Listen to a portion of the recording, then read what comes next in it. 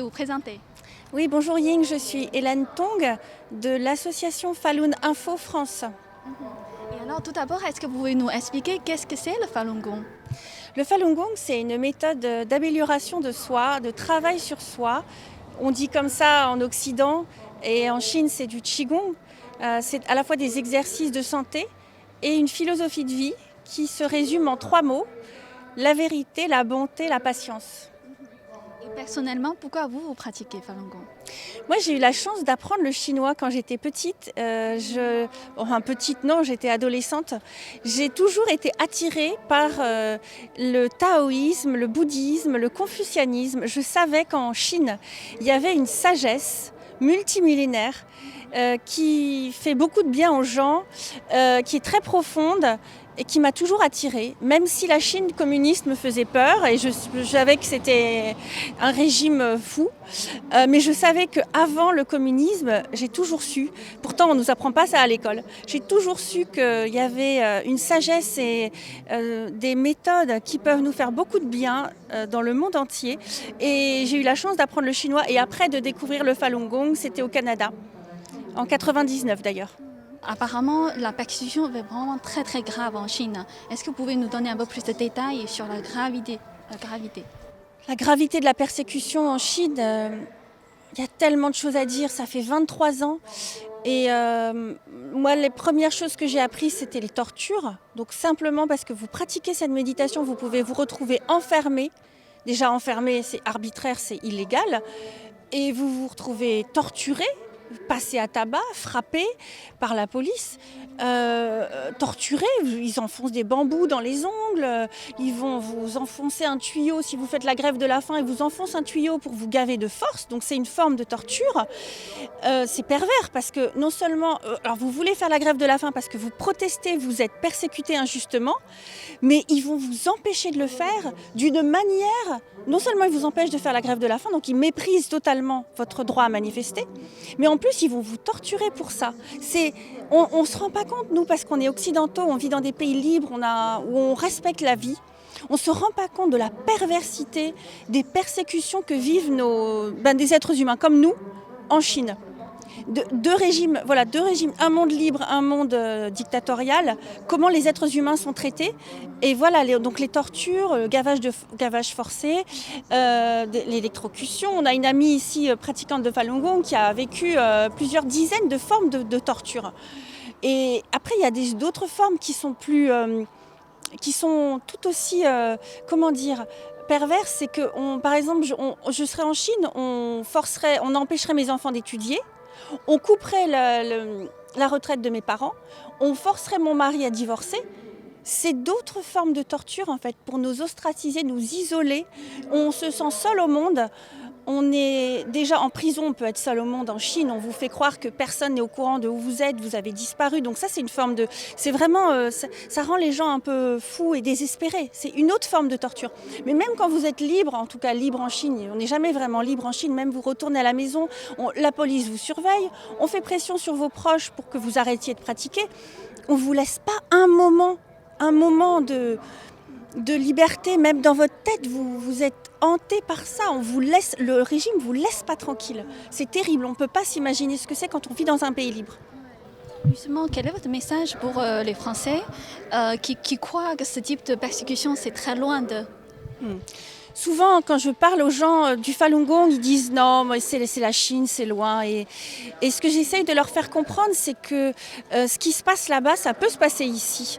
En fait, il y a beaucoup de connexions. Aujourd'hui, regardez, tous nos habits sont fabriqués là-bas. Nos médicaments.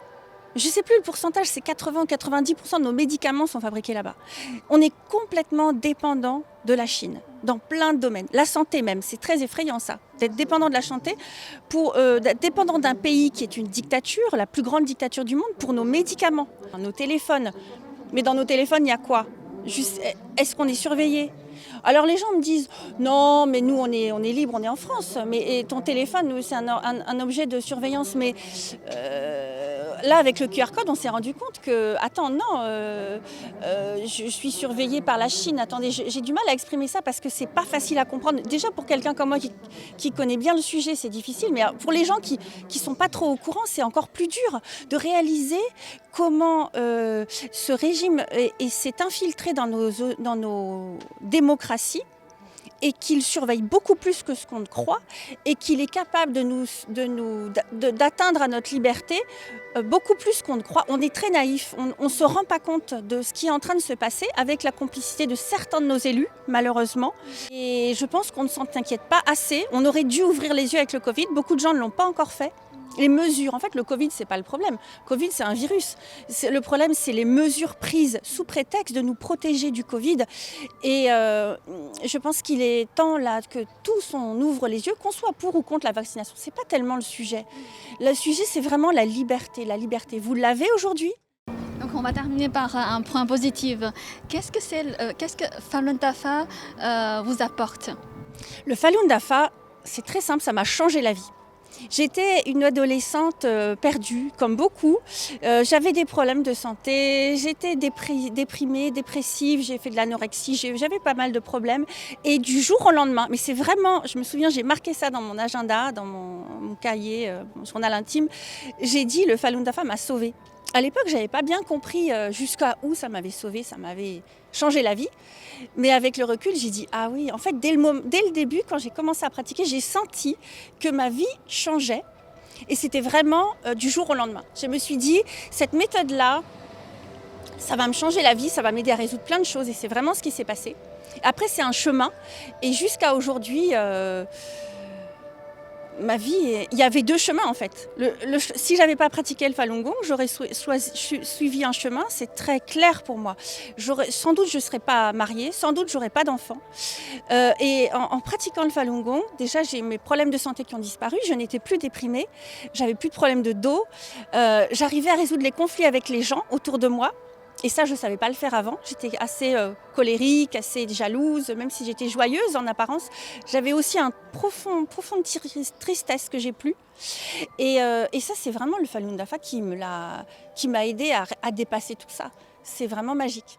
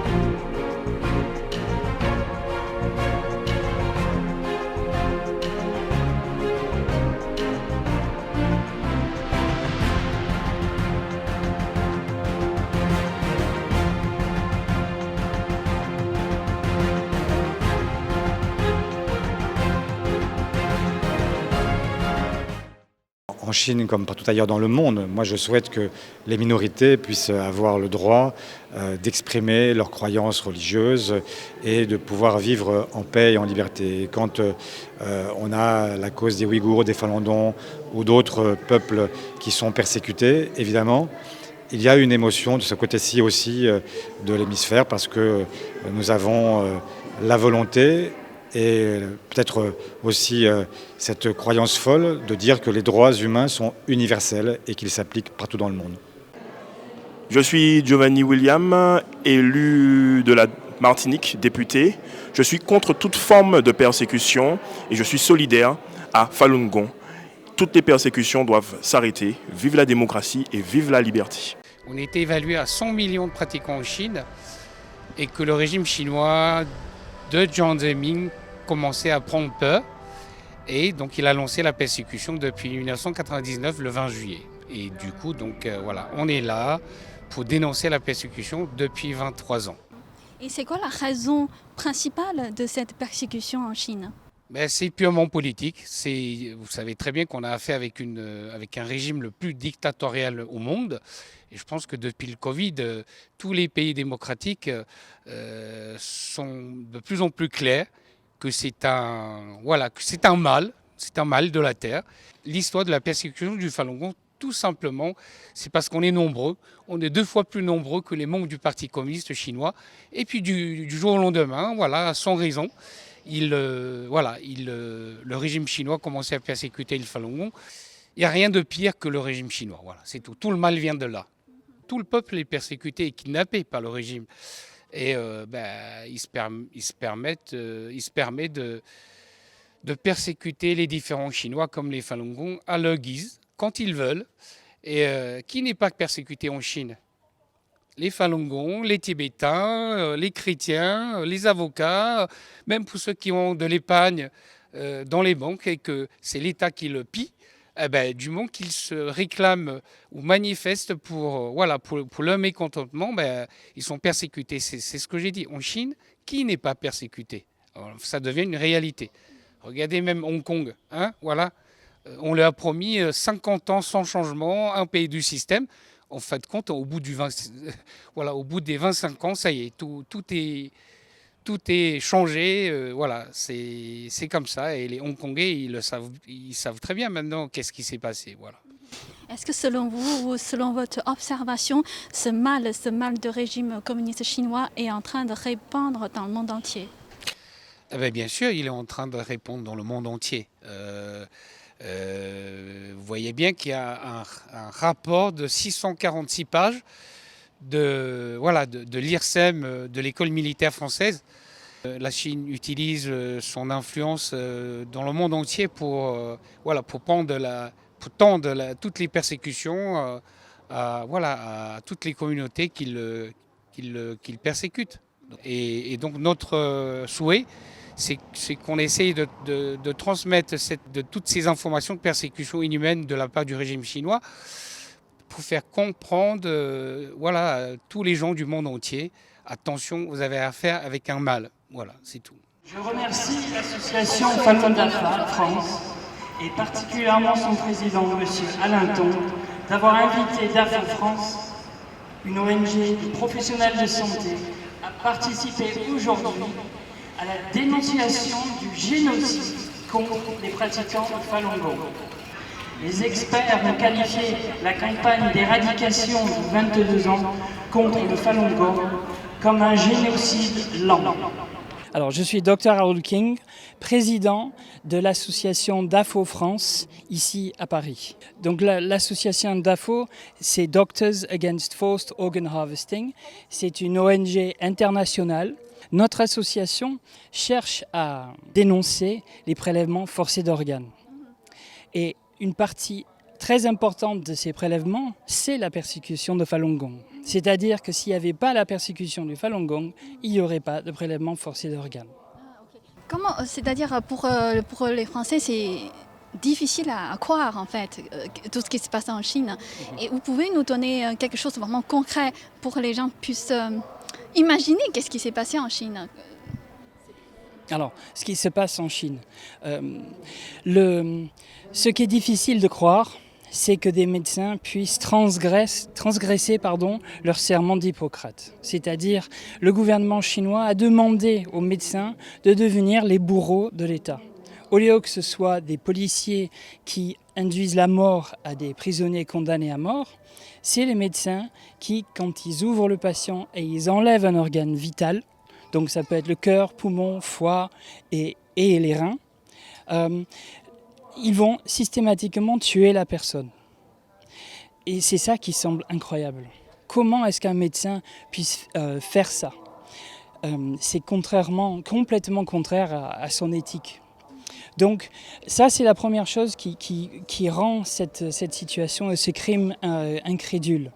La deuxième chose, c'est qu'il y a un silence mondial, que ce soit de la part de la médecine, des gouvernements, que ce soit par les médecins dans le reste du monde, qui savent que leurs patients sont allés en Chine, se faire transplanter une greffe dans un temps incroyablement court. Ouais, en moins de 15 jours, moins d'un mois, ils peuvent avoir un organe vital qui prendrait peut-être des années en Europe ou dans le reste du monde.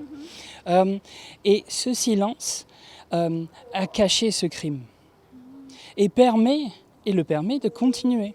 Et il y a une autre chose très importante, c'est que le gouvernement chinois, en sachant très bien que ce qu'il a organisé, mis en place et gagne énormément d'argent, des milliards de dollars grâce au prélèvement d'organes et les ventes au tourisme de transplantation, paye les médias à travers des contrats, à travers des partenariats, pour ne pas publier ce sujet, pour censurer ce sujet. Et comme les médias, tout comme les industries qui ont aussi des partenariats avec la Chine, eux aussi, ils automatiquement s'auto-censurent. Et quel est votre message pour tous les médecins ou tous les hôpitaux qui a ce lien ou le partenariat avec la Chine, qui participent peut-être indirectement à ce type de crime? Voilà. Alors, je pense que dans un webinaire très récent qu'on vient d'avoir avec DAFO, avec que des médecins, le message était très clair. Et c'est professeur Elliott, qui est un cardiologue et un transplanteur cardiaque anglais, qui a aussi fait partie du China Tribunal, qui l'a dit très clairement. Il a dit: lisez les preuves pour vous-même. Voyez les montagnes d'informations qui existent, les preuves statistiques, les témoignages de patients qui sont allés se faire greffer, les médecins chinois qui dénoncent ce qui se passe en Chine. Lisez cette information et jugez par vous-même. Et si vous trouvez que c'est acceptable, eh bien ainsi soit-il. Mais pour nous, il n'est pas acceptable que des médecins on ne sait pas s'ils sont forcés ou pas, mais en tout cas ils le font, tuent des personnes en bonne santé, innocentes, pas condamnées à mort. I have seen at least 3 children had a scar on their body, indicates their organ had been stolen. And in 1995, it comes to my turn to do it.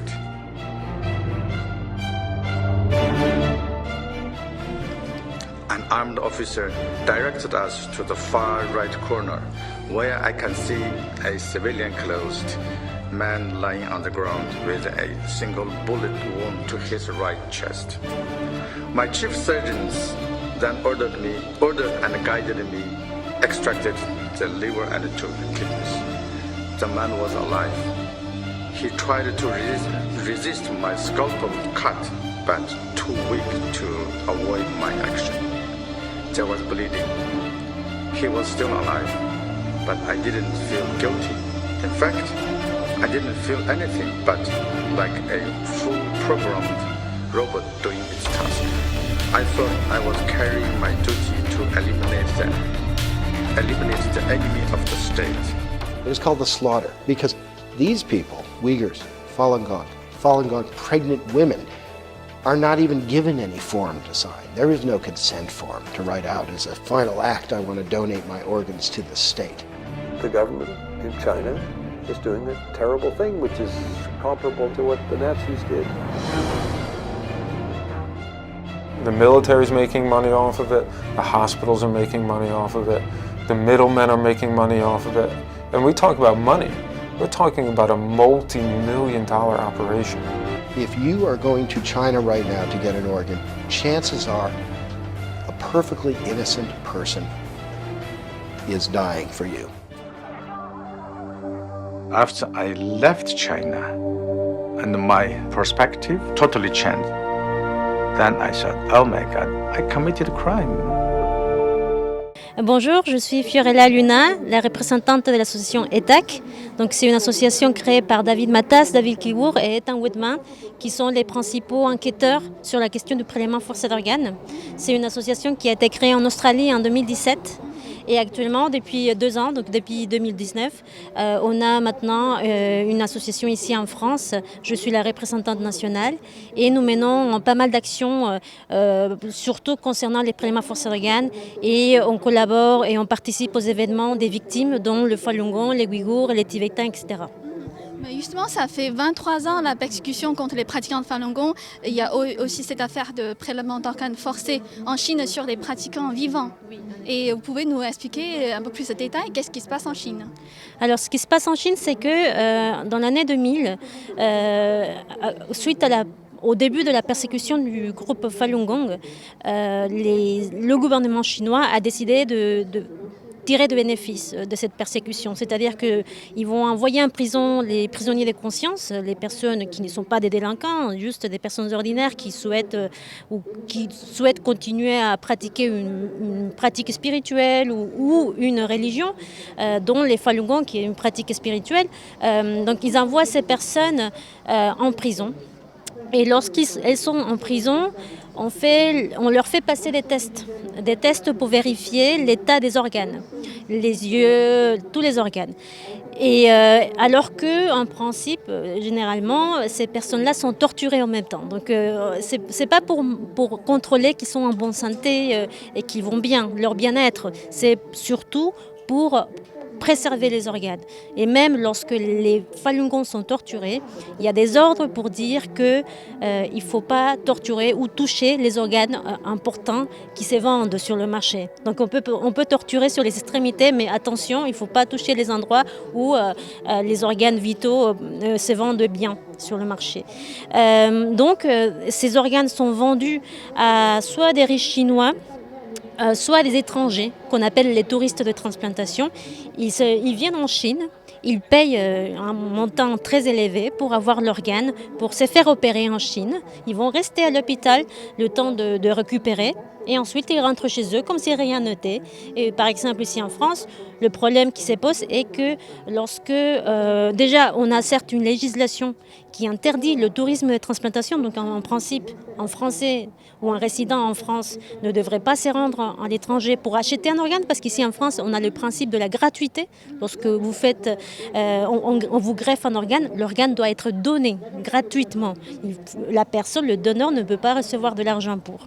Donc les gens, puisque ici en France attendre un organe, ça peut être entre 3 et 5 ans minimum, comme il y a cette liste d'attente très longue, certaines personnes décident de partir à l'étranger, et notamment en Chine, pour acheter l'organe, se faire greffer, rentrer en France. Et lorsqu'ils sont en France, la sécurité sociale va couvrir à 100% tout leur traitement post-opératoire.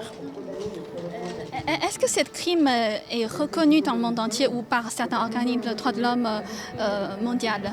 Récemment, cette année, ça c'est la bonne nouvelle, c'est que cette année, encore une fois, le Parlement européen s'est prononcé sur les prélèvements forcés d'organes, sur les Falun Gong. Donc c'est vraiment le sujet le plus important qui a été décidé cette année au Parlement européen.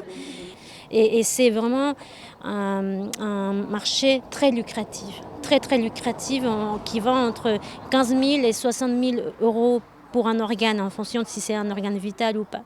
Donc c'est vraiment un marché très lucratif pour la Chine. Pour les hôpitaux chinois, c'est comme ça qu'ils se financent, les hôpitaux qui font la transplantation d'organes, c'est comme ça qu'ils sont financés. C'est l'argent qui vient de la vente des organes. Et puis pour le gouvernement chinois, bien évidemment, il y a un double avantage, disons, que d'un côté, ils suppriment les personnes qui ne veulent pas, les opposants, comme ils appellent ça, ils appellent les opposants. Ils suppriment les opposants et d'un autre côté, ils gagnent de l'argent grâce à leurs organes. Donc c'est vraiment un état criminel qu'il faut dénoncer, génocidaire. Même cette année, le Parlement français a dit, pour la première fois, il ne s'est jamais prononcé auparavant, pour la première fois, a qualifié de génocidaire les actes du régime chinois sur les Ouïghours. Donc ça veut dire qu'il y a une ouverture, une prise de conscience du Parlement français, et j'espère que bientôt ça sera aussi. Il y aura aussi une résolution qui va parler du Falun Gong, qui va dire clairement que c'est des victimes innocentes et qu'en plus sont les victimes principales des prélèvements forcés d'organes et qu'il faut que ça s'arrête. Je m'appelle Jianping Zhang, je suis informaticien et j'ai commencé à pratiquer le Falun Gong à partir de 97. Oui. Alors, vous avez... en France? Oui, oui. Pouvez-vous nous raconter pourquoi vous avez commencé la pratique en France? Oui, j'étais toujours très intéressé par les méthodes de Qigong. Et un jour, j'ai vu sur un journal qui s'appelle Auto Shibao, quotidienne d'Europe, et qui fait une petite publicité, une méthode de Qigong de haut niveau. Et ça m'intéresse beaucoup. En fait, ce qui est drôle, c'est que c'était un journal pro-PCC. Oui, donc, c'est-à-dire le gouvernement chinois a encouragé fait des choses pour promouvoir cette méthode en Falun Gong. Parce que en Chine, il y a plein de citoyens qui pratiquent le Falun Gong et bénéficient beaucoup au niveau de santé, au niveau de morale. Et il y a des enquêtes, des sondages de 20 000 personnes qui montrent l'effet de santé incroyable. Par exemple, 75% de guéris total, quelles que soient les maladies. Et puis plus de 95% d'amélioration de différents niveaux. Voilà, donc c'est pour ça que et puis ça économise beaucoup de frais de santé pour les gens et pour l'État. Et puis c'est pour ça que le régime a encouragé, en fait, a promu cette méthode au début. Et après, comme c'est un régime totalitaire, dictature totalitaire, et qui veut tout contrôler, quand il voit il y a beaucoup de Chinois qui pratiquent, et ça fait en fait, ils commencent à avoir peur. Parce qu'eux-mêmes, ils ont envoyé des groupes d'enquête partout dans le pays, et puis ils ont trouvé que finalement, il y a environ 70 millions, et entre 70 millions et 100 millions de citoyens chinois qui pratiquent dans toutes les couches sociales, y compris au sein du Parti communiste chinois, y compris des hauts fonctionnaires, des officiers de haut rang. Mais c'est une méthode bouddhiste, non politique, et dont le principe est authenticité, bienveillance et tolérance. Donc c'est vraiment une valeur universelle qui améliore la santé et la morale des citoyens. Mais le régime veut tout contrôler, et puis il pense que, je crois, à ma compréhension personnelle, c'est que ce principe d'authenticité, bienveillance, tolérance, c'est un ennemi naturel du PCC. C'est la raison, je crois que c'est la raison profonde de cette persécution de 23 ans. Voilà. Et pourquoi vous continuez la pratique de Falun Gong malgré la persécution en Chine? Oui, parce que d'abord, il y a un effet de santé remarquable sur moi. Donc, par exemple, depuis 23 ans que je pratique le Falun Gong, je n'ai pas besoin de prendre des médicaments, je n'ai pas besoin de sécurité sociale. Bon, j'ai les sécurité sociale, mais je ne l'utilise pas. Parce que, quand même, avant la pratique de Falun Gong, mon santé n'était pas très bon. Donc c'est plutôt un corps assez faible. Donc, mais après, la santé est en très bon état depuis 23 ans. Et puis, bien sûr, ça améliore la qualité morale aussi, comme chez tous les pratiquants. Par exemple, j'étais plutôt une personne choléro. Mais avec la pratique de Falun Gong, je suis de plus en plus serein, paisible, voilà, et amical, et penser aux autres. Voilà.